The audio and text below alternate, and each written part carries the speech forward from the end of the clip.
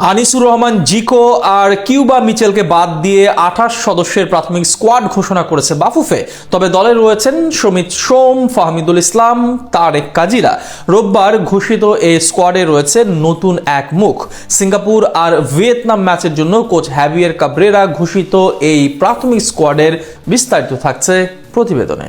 আগামী 26শে মার্চ ভিয়েতনামের বিপক্ষে তাদের মাঠে একটি প্রীতি ম্যাচ খেলবে বাংলাদেশ ফুটবল দল। এরপর 31শে মার্চ সিঙ্গাপুরে এফসি এশিয়ান কাপ বাছাই পর্বে স্বাগতিকদের মুখোমুখি হবে হামজা চৌধুরীরা। আর ভিয়েতনাম ও সিঙ্গাপুরের বিপক্ষে আসন্ন এই ম্যাচ দুটিকে সামনে রেখে 28 সদস্যের প্রাথমিক দল ঘোষণা করেছে বাংলাদেশ ফুটবল ফেডারেশন বাফুফে।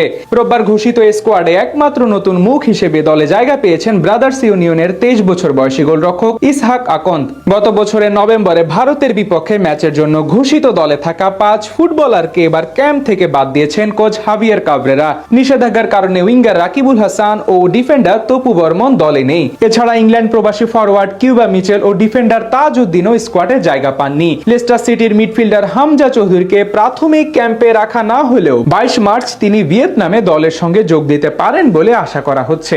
আর ইনজুরি কাটিয়ে দলে ফিরেছেন ডিফেন্ডার বিশ্বনাথ ঘোষ, মঞ্জুরুর রহমান মানিক ও ইসা ফয়সাল। তরুণ স্ট্রাইকার মিরাজুল ইসলাম, অভিজ্ঞ রফিকুল ইসলাম ও সুমন রেজাও দলে ফিরছেন। ভারতের বিপক্ষে নিষেধাজ্ঞার কারণে না থাকা ফাহমিদুল ইসলামও রয়েছেন এবারের প্রাথমিক স্কোয়াডে। ক্যাম্পে যোগ দিতে খেলোয়াড়দের আগামী সোমবার ঢাকার একটি হোটেলে রিপোর্ট করতে বলা হয়েছে।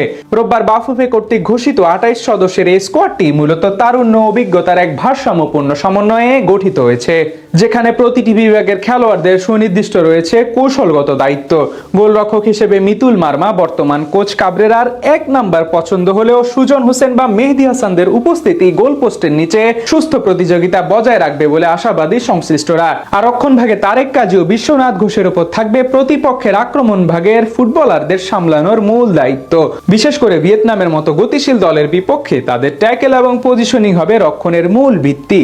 দুই উইং ব্যাকে সাদউদ্দিন ও রহমত মিয়ার ওভারল্যাপিং আক্রমণ যেমন গতি বাড়াবে, তেমনি দ্রুত নিচে নেমে রক্ষণ সামলানো হবে তাদের জন্য বড় এক চ্যালেঞ্জ। অন্যদিকে মাঝ মাঠে জামাল ভুইয়া এবং সোহেল রানা গেম মেকার হিসেবে ভূমিকা রাখবেন। আর মাঠে স্পটলাইট থাকবে মূলত তরুণ সেন্সেশন শেখ মোরসালিনের ওপর। তার সৃজনশীল পাসিং এবং দূরপাল্লা শট যে কোনো মুহূর্তে ম্যাচের মোড় ঘুরিয়ে দিতে পারে।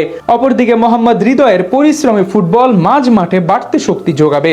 আক্রমণ ভাগে সুমন রেজার অভিজ্ঞতা এবং ফিজিক্যাল ফুটবল বক্সের ভেতর জায়গা তৈরি করতে সাহায্য করবে অন্যদের জন্য। অন্যদিকে মিরাজুল ইসলাম ও রফিকুল ইসলামের গতি কাউন্টার অ্যাটাকে সিঙ্গাপুরের রক্ষণকে অগোছালো করে দেওয়ার মতো সক্ষমতা রাখে।